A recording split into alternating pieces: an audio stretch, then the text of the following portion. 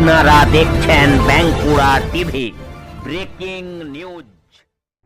বাঁকুড়া টিভিতে আপনাদের স্বাগতম। আজ বাঁকুড়া টিভির chief editor the tiger journalist আপনাদের সামনে বাঁকুড়া টিভির পর্দায় তুলে ধরছি একটি গুরুত্বপূর্ণ ব্রেকিং নিউজ।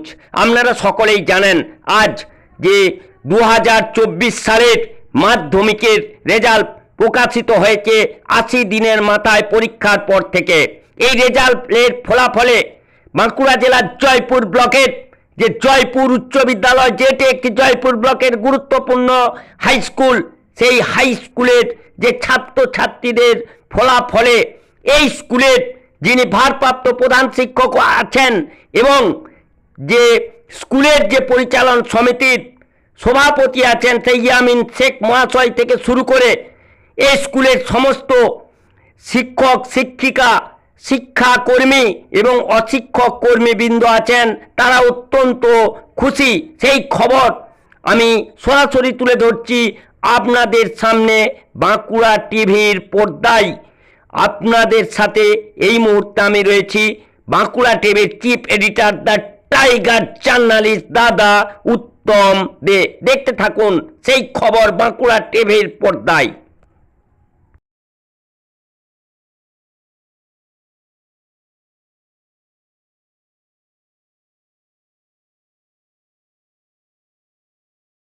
বাঁকুড়া জেলার জয়পুর ব্লকের যে জয়পুর যে উচ্চ বিদ্যালয় বা জয়পুর হাই স্কুল, এই জয়পুর হাই স্কুলে আপনারা জানেন যে আজ আপনার 2024 সাল যে মাধ্যমিক পরীক্ষা, সেই মাধ্যমিক পরীক্ষার কিন্তু পর্ষদ আজকে ফল প্রকাশ করেছেন এবং 80 দিনের মাথায়, পরীক্ষার 80 দিনের মাথায় ফল এই প্রকাশিত হলো। আমি এখন এই জয়পুর স্কুলে হাজির হয়ে গেছি। T23 নিউজ একটি ন্যাশনাল চ্যানেল এবং বাঁকুড়া টিভি একটি লোকাল চ্যানেলের পক্ষ থেকে এই স্কুলে শিক্ষক শিক্ষিকারা আজকে যারা উপস্থিত আছেন এবং শিক্ষা বা অশিক্ষক যারা কর্মী রয়েছেন এবং এই স্কুলের হেডমাস্টার মশাই এবং প্রেসিডেন্ট হাজির হয়েছেন, ওনাদের কাছ থেকে আজকে এই জয়পুর স্কুলে কেমন রেজাল্ট হয়েছে এটা সম্পর্কে আমি একটা প্রতিক্রিয়া নেওয়ার চেষ্টা করছি। আচ্ছা স্যার, আপনার নামটা কি স্যার? আমার নাম হচ্ছে সমীর মান্ডি। সমীর মান্ডি, আমি এই জয়পুর হাই স্কুলের পিআইসি, আমি ভারপ্রাপ্ত শিক্ষক।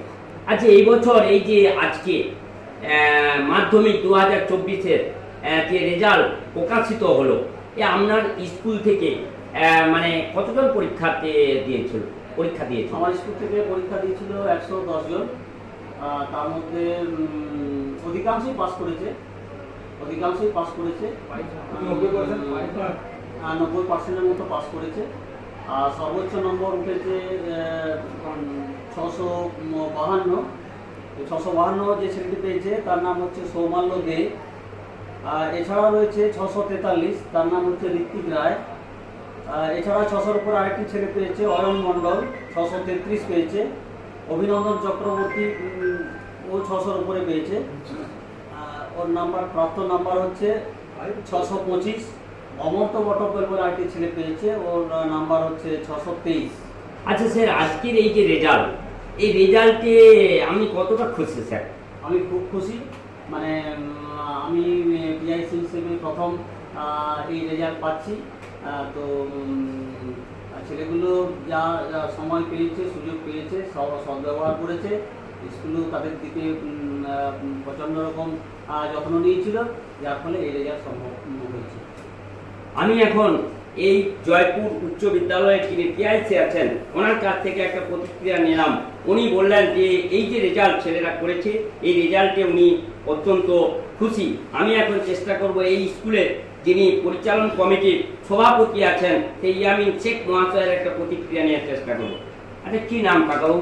আমার নাম ইয়ামিন শেখ, আমি জয়পুর হাই স্কুলের প্রিন্সিপাল।